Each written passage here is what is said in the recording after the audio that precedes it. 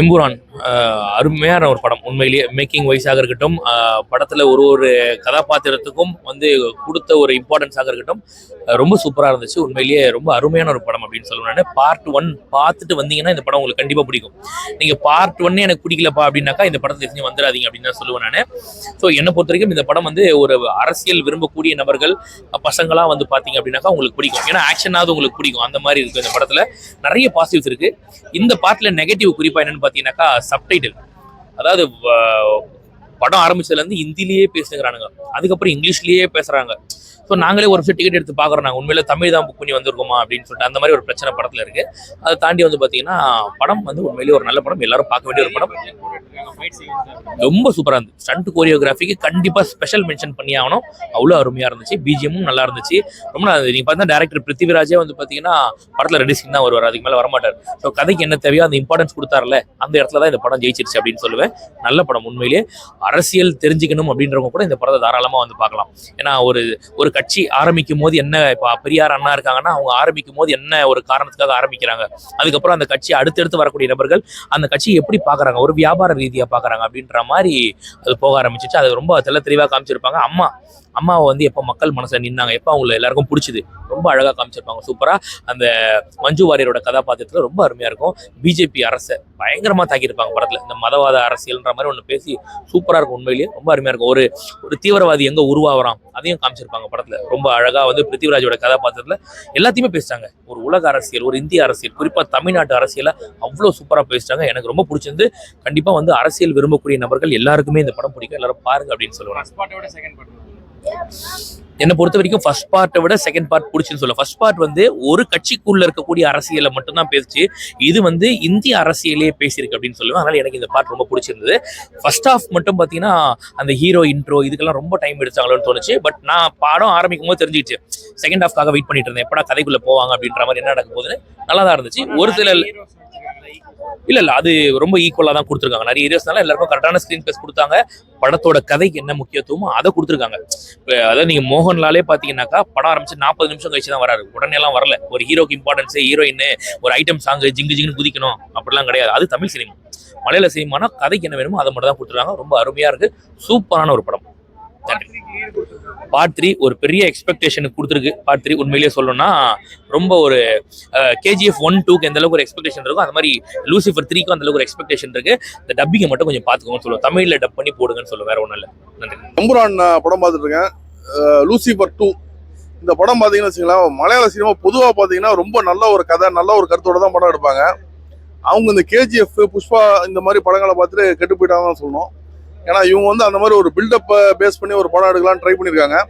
இவங்களுக்கு வந்து எப்படி அதை படம் எடுக்கணும்னு இவங்களுக்கு சுத்தமாக ஒரு ஐடியா இல்லை. அதனால டோட்டலாக வந்து சொதப்பிடுச்சு. எதுக்கு பில்டப் வைக்கணும், எதுக்கு பில்டப் வைக்கக்கூடாது, ஒரு ஹை பாயிண்ட் லோ பாயிண்ட் இதெல்லாம் வந்து சுத்தமாக தெரியாமல் ஃபுல் அண்ட் ஃபுல் ஹை பாயிண்டாகவே வச்சு மோகன்லாலுக்கு பில்டப் வச்சிங்கன்னா ஓகே ஒத்துக்கலாம். நீங்கள் பார்த்தீங்க ஏதோ ஒரு கேரக்டர் வந்து நிற்குது, அது ஒரு பில்டப் வச்சு பயங்கரமாக வந்து மியூசிக்கோ பயங்கர பிரம்மாண்டமாக போட்டு விட்டு அந்த கேரக்டர் டயலாக் பேசும்போது பார்த்தீங்கன்னா அப்படி முகம் வாங்குது. அந்த கேரக்டருக்கு எதுக்கு நீங்கள் வந்து பில்டப் கொடுத்தீங்கன்னு எனக்கு ஒன்றும் புரியல. அந்த மாதிரி தான் வந்து படம் ஃபுல்லாகவே இருக்குது. படம் ஃபுல்லாக வந்து பார்த்தீங்கன்னா ஒரு கதையே இல்லை. ஓப்பனிங் மிட்டு எண்டு மாதிரிலாம் இல்லாமல் ஃபுல் அண்ட் ஃபுல் ஒரு ட்ரெய்லர் அப்படின்னு தான் படம் வந்து டோட்டலாக போகுது. ஸோ படம் வந்து டோட்டலாக நம்மளால் உட்காந்து பார்க்க முடியல. அவங்களுக்கும் என்ன எடுக்குன்னு தெரியாமல் வரும். அந்த பில்டப் வச்சே ஓட்டிலாங்கிற மாதிரி ஒன்று ட்ரை பண்ணியிருக்காங்க. அது சுத்தமாக வந்து ஒர்க் அவுட் ஆகலை, ஆடியன்ஸ் கனெக்ட் ஆகலை. படத்தோட டைட்டில் வந்து எம்புரான்னு வச்சுருக்காங்க. அது ஓகே. பட் உங்கள் டைட்டில் டிசைன் பார்த்தீங்கன்னா ரொம்ப ஒரு கேவலமாக இருக்குது. ஏன்னா வந்து லூசிஃபர் 2க்காக ஒரு 2 மாதிரி ஒன்று போட்டுட்டு அதில் வந்து எம்புரான் எழுதிருக்கீங்க. சரி, உங்களுக்கு வந்து தமிழ் தெரியாத ஓகே ஒத்துக்கலாம். பட் அந்த எம்புரான் எழுதுன உங்கள் டிசைனருக்கு கண்டிப்பாக வந்து தமிழ் தெரிஞ்சுக்கும். அது வந்து 2 போடுறது பார்த்தீங்கன்னா போட்டு எம்புரான் போடுற மாதிரி இருக்குது. அது ரொம்ப ஒரு கேவலமான வார்த்தையை வந்து மீன் பண்ணுது. ஸோ அப்படி ஒரு கேவலமான ஒரு மீனிங்கை கொண்டு வந்து உங்கள் போஸ்டர்லாம் ரிலீஸ் பண்ணி அதை வச்சு நீங்கள் ஒரு பப்ளிசிட்டி தேடுறீங்க. இது இந்த அளவுக்கு ஒரு கேவலமாக வந்து போகணுமாங்கிறது ஒரு கேள்வி. ஏன்னா ப்ராப்ளி உங்களுக்கு அந்த படம் பார்த்துட்டு அது மேலே நம்பிக்கை இல்லைன்னு சொல்லிட்டு இப்படி ஒரு பப்ளிசிட்டி ட்ரை பண்ணியிருக்கலாம். பட் இது ரொம்ப கேவலமான ஒரு பப்ளிசிட்டியாக இருக்கு. ஆக்ஷன் சீக்வன்ஸ் அது நல்லதா இருக்கு. என்னன்னா உங்களுக்கு வந்து அவங்களுக்கு படம் எடுக்க தெரிலன்னு தான் சொல்லணும். ஏன்னா ஒரு ஷார்ட்டை தனியாக ஒரு ஷார்ட்டை பார்த்தீங்கன்னா ஷார்ட் வந்து பிரில்லியண்டாக இருக்கு. பட் அந்த டோட்டல் அந்த சீக்வன்ஸை சேர்த்து பார்க்கும்போது பார்த்தீங்கன்னா உங்களுக்கு வந்து லேக் பயங்கரமாக அடிக்குது. ஏன்னா அவங்களுக்கு வந்து இந்த மாதிரி சினிமா எடுத்த பழக்கம் கிடையாது.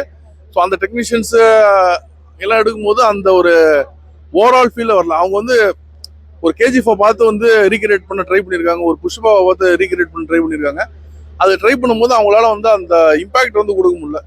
ஏன்னா இங்கே தெலுங்கு டேரக்டர்ஸ்க்கெல்லாம் கிளியராக தெரியும் எந்த இடத்துல ஒரு இம்பாக்ட் கொடுக்கணும் அந்த மாதிரி விஷயம். இது பார்த்தீங்கன்னா எல்லா இடத்துலையுமே இம்பாக்ட் கொடுக்க ட்ரை பண்ணி நம்மளால உட்காந்து வந்து படத்தை வாங்க முடியல. படம் full lag, first half lag, second half lag, டோட்டலாக லேக் தான் படம். ரொம்ப ஈக்குவல் ஸ்பேஸ்ன்னு சொல்ல முடியாது, பட் ஒவ்வொருத்தவங்களுக்கு அந்த இம்பார்ட்டன்ஸ் வந்து கரெக்டாக கொடுத்துருக்காங்க. அது நிறைய பேருக்கு வந்து தேவையில்லாத இம்பார்ட்டன்ஸ் தான், அந்த கேரக்டருக்கு இம்பார்ட்டன்ஸே இருக்காது. அதுக்கு அவ்வளோ பெரிய இம்பார்ட்டன்ஸ் கொடுத்து ஏதோ ஒரு நெஜிரன் மாதிரி ஒருத்தர், ஒரு வில்ல மாதிரி ஒரு கேங் தலைவன் மாதிரி ஒருத்தன் வரான், அவனுக்கு அவ்வளோ பில்டப் கொடுத்துட்டு அவன் வந்து கடலுக்கு நடுவில் ஒரு போட்டில் உட்காந்துருப்பான். மோகன்லால் வந்து அடுத்த தடவை வந்து புல்லட் வந்து தலைக்கு போகணுமா, இவனுக்கு ஒன்றும் புரியாது. கடைசியில் பார்த்தா அவன் குடிச்சிட்டு இருக்க ட்ரிங்க்ல வந்து புல்லட் கிடக்கும். ஸோ இவனை அவ்வளோ பில்டப் கொடுத்துட்டு டக்குன்னு அவனை மொக்க பண்ணிட்டாங்க. ஸோ அந்த மாதிரி தான் வந்து படம் டோட்டலாகவே அந்த மாதிரி தான் போகுது. அந்த மாதிரி ஃபுல்லாக வெறும் பில்டப்பாகிட்டே போகுது.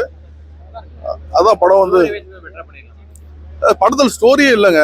நீங்கள் வந்து ஒரு மலையாள சினிமாவில் நம்ம ஸ்டோரி வந்து எது இருக்குதோ இல்லையோ ஒரு ஸ்டோரி, ஒரு லாஜிக் எல்லாமே எதிர்பார்ப்போம். இந்த படத்தில் எதுவுமே இல்லை. எப்படி ஒரு மலையாள சினிமாவில் இப்படி ஒரு படம் வந்துச்சுங்கிறது ஒரு கேள்விக்குறியா இருக்கு. அதுவும் இவ்வளோ ஒரு பட்ஜெட் போட்டு ஃபர்ஸ்ட் எனக்கு தெரிஞ்சு மலையாள சினிமாவில் இவ்வளோ பட்ஜெட் போட்டுருக்க மாட்டாங்கன்னு நினைக்கிறேன். இவ்வளோ பட்ஜெட் போட்டு ஒரு படம் எடுக்கும்போது அவங்க எல்லாம் டென்ஷன் ஆகி அவங்க என்ன எடுக்குன்னு தெரியாமல் தலைகால் புரியாமல் ஏதோ சொதப்பி விட்டாங்கன்னு தான் சொல்லுவேன். பார்ட் 3 லீட் கொடுத்துருக்காங்க. பட் இந்த படம் பார்ட் 2 ரிசல்ட்டை பார்த்துட்டு எனக்கு தெரிஞ்சு பார்ட் 3 எடுக்க மாட்டாங்கன்னு நினைக்கிறேன். பார்ட் 3 எடுக்காம விட்டுறது அவங்களுக்கு சேஃப். படத்தை பற்றி சொல்லணும்னா ஃபஸ்ட்டு ஒரு 40 நிமிஷம் என்ன வச்சு செஞ்சாங்க. எப்படி செஞ்சாங்கன்னா ஹிந்தியில் ஆடியோ போட்டு வந்து செஞ்சுட்டானுங்க. இது தமிழ் படத்தில் தான் வந்து உட்காந்தமா, தமிழ் டப்பிங்கில் தான் வந்து உட்காந்தமான்னு 4 தடவை டிக்கெட்டை பார்த்துட்டு அப்புறம் கொஞ்சம் கன்ஃபியூஸ் ஆகி என்னடா அப்படின்னு யோசிக்கும் போது தான் தெரியுது படத்தில் சப்டைட்டில் கொடுத்துருக்காங்க, அது தமிழில் கொடுத்துருக்காங்க. ஆனால் நான் கதையை பார்ப்பேனா இல்லை அங்கே ஸ்க்ரீன் பிளேயை பார்ப்பேனா கீழே உட்காந்து சப்டைட்டில் பார்ப்பேனா எனக்கே தெரியல. அது கொஞ்சம் லைட்டாக காண்டாக இருந்தது. மற்றபடி மோகன்லால் சாருக்கு நல்ல ஒரு கேரக்டர், நல்ல வெயிட்டான கேரக்டர் நல்லா காமிச்சிருக்காங்க. மோகன்லால் சாரோட ஃபேன்ஸுக்கெல்லாம் ஒரு பெரிய ட்ரீட்டு. அது எல்லாமே ஓகே. பட் பார்ட் 1 நல்லா இருந்தா பார்ட் 2 இருந்துச்சுன்னு கேட்டால் நான் பார்ட் 1 சொல்லுவேன். ஏன்னா பார்ட் 1ல எல்லாமே பேலன்ஸாக இருந்தது. பார்ட் 2ல எங்கேயோ ஒரு இடத்துல ஏதோ ஒரு பாயிண்ட்ல அடி வாங்கிட்டாங்களோன்னு தோணுது. அது எக்ஸாக்டா சொல்லணும்னா ஸ்டோரியில மட்டும் எங்கேயோ கொஞ்சம் அடி வாங்கின மாதிரி இருக்கு. பார்ட் 2ல நிறைய ஓவர் டீடைலிங் வந்து கொடுத்துருக்காங்க. ஒரு டீடைலிங் அப்படின்னா இது இங்கே கனெக்ட் ஆகும், இது இப்படி கனெக்ட் ஆகும் அப்படி சொல்றதை தாண்டி டீடைலிங் அதிகமாக கொடுத்து ரொம்ப எங்கேஜ் பண்ற மாதிரி ஒரு விஷயத்தை கொண்டு வந்து அது வந்து ஆடியன்ஸுக்கு வந்து பெருசா இதாகாதுன்னு நினைக்கிறேன். ரெண்டாவது லூசிஃபர் 2 நீங்க டைட்டில் வச்சிருக்கலாம். லூசிஃபர் 2 அப்படின்றத தாண்டி நீங்க வேற ஏதோ ஒரு எம்பரான் அப்படின்ற ஒரு டைட்டில் வச்சா லூசிஃபர் பார்ட் 2 அப்படின்னு நிறைய பேருக்கு தெரியாது. இது ஏதோ புது படம் அப்படின்னு நினைப்பாங்க. பார்ட் 1 பார்த்துட்டு வந்தீங்கன்னா பார்ட் 2 உங்களுக்கு கதை நல்லாவே கனெக்ட் ஆகும். பட் பார்ட் 1 பார்க்காம வந்தீங்க அப்படின்னா படம் நீங்க பார்க்கலாம், பட் உங்களுக்கு லைட்டா புரியும். பட் பெருசா படம் உங்களுக்கு பிடிக்காது அப்படின்னு சொல்லுவேன். ஏன்னா எதோ நடக்கிற மாதிரி இருக்கும், அது உங்களுக்கு பெருசா கனெக்ட் ஆகாது. ஸோ பார்ட் 1 பார்த்துட்டு வாங்க அப்படின்னு தான் சஜஸ்ட் பண்ணுவேன். ரேட்டிங் அப்படின்னா 10க்கு வந்து 6 கொடுப்பேன். எல்லா கேரக்டருக்கும் ஈக்குவல் வெயிட்டேஜ் வந்து கொடுத்துருக்காங்க. கமர்ஷியல் ஆடியன்ஸ்னா நீங்க கண்டிப்பா போய் படம் பாருங்க. மாஸ் கிளாஸ் நல்லா இருக்கு. பட் கம்பேரிட்டிவ்லி இப்படி இருக்க ஒரு விஷயத்தை இப்படி இழுத்து வச்சிருக்காங்க, அது மட்டும் தான் டிஸ்அட்வான்டேஜ் அப்படின்னு சொல்லுவேன். ஃபர்ஸ்ட் கொஞ்ச நேரம் ஒரு 40 நிமிஷம் 3 ஹவர் படத்தில் 40 நிமிஷம் தமிழ் ஆடியோ இல்லாமல் வரும். பார்ட் 3 லீட் கொடுத்துருக்காங்க. அது எப்படி ஸ்டார்ட் ஆகுது அப்படின்ற மாதிரி காமிச்சிருக்காங்க. பட் ஸ்டில் ட்ரெய்லர்லாம் பார்க்காம நம்ம வந்து டக்குன்னு வந்து ஒரு இதுக்கு வந்து வந்துட முடியாது. ஆனாலும் வந்து எப்படி இருக்க போகுதுன்னா பார்ட் 1 பார்ட் 2 மாதிரி தான், அப்படியே அதே ஒரு பேட்டர்ன் தான் கொண்டு போறாங்கன்னு நினைக்கிறேன்.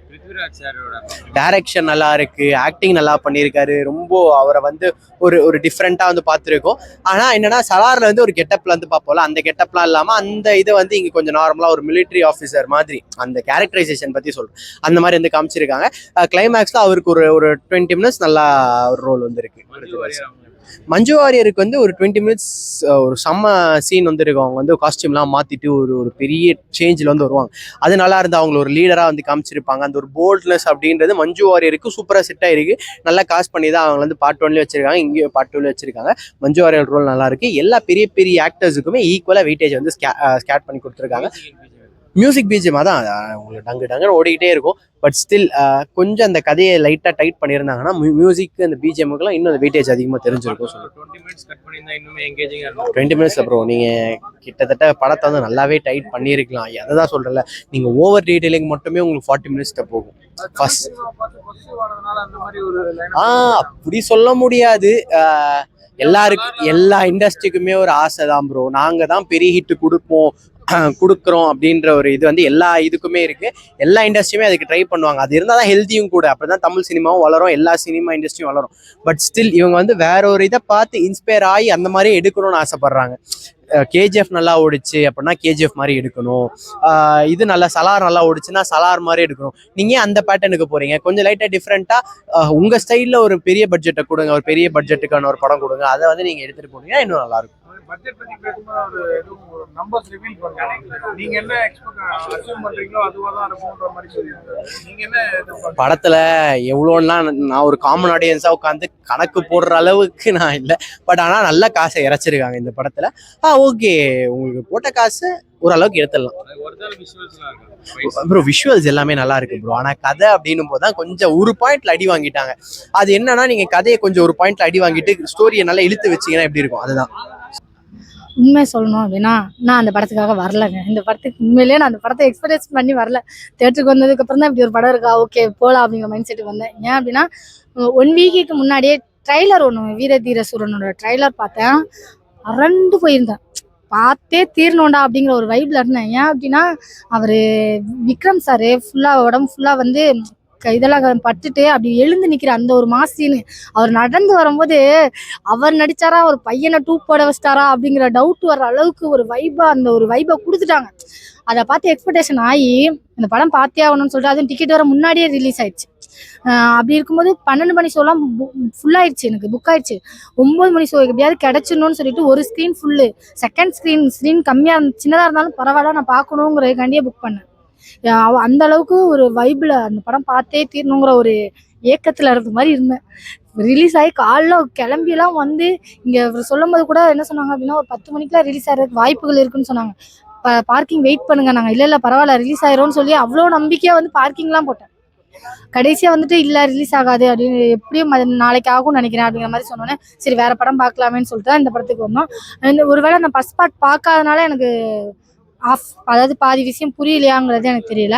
ஆனால் ரொம்ப நான் மைனஸாக பார்க்குறது என்னென்னா லாங்குவேஜஸ் படத்தில். ஏன்னா ஃபஸ்ட்டு ஒரு 20 நிமிஷம் வந்து பார்த்தீங்கன்னா சீரியஸாகவே தமிழ் படத்துக்கு வந்தோமா, ஹிந்தி படத்துக்கு வந்தோமா, இல்லை வேறு லாங்குவேஜஸ் படத்துக்கு வந்தோமா, எந்த படத்துக்குடா நம்ம வந்திருக்கோம் அப்படிங்கிற ஒரு டவுட் வந்து வர ஆரம்பிச்சிச்சு.